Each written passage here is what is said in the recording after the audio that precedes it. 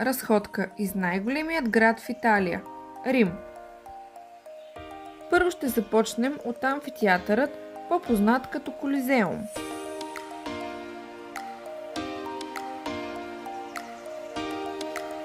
Ранните тихи улици на древният град,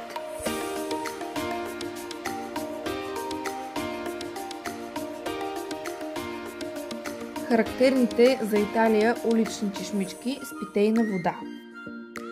Продължаваме с един от най-известните, построен по времето на барока фонтани – фонтанът Ди Треви. Той е построен през 18 век от Никола Салви. И традицията гласи, че когато хвърлите една монета, ще се върнете в Рим. 2 монети за любов и 3 монети за брак.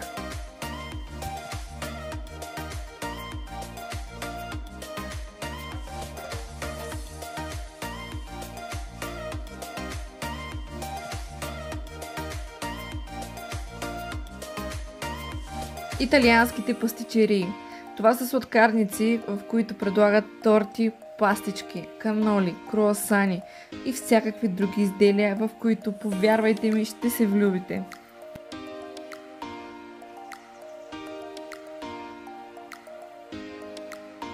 Следва църквата на Свети Игнатий Лойола.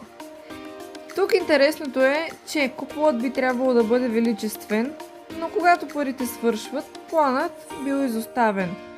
Вместо това, художникът решил да създаде илюзия с реален размер на купол, който да заблуждава очите на посетителите.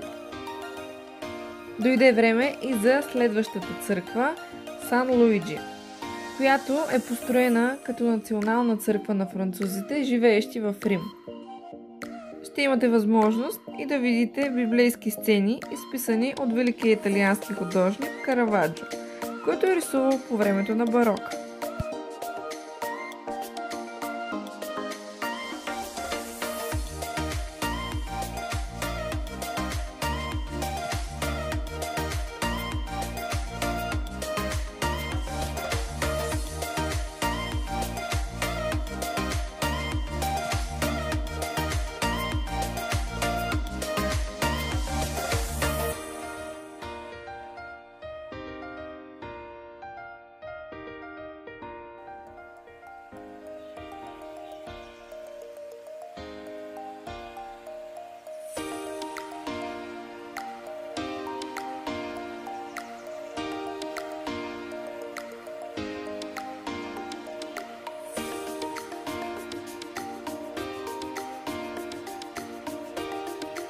Както знаете, изкуството е навсякъде около нас.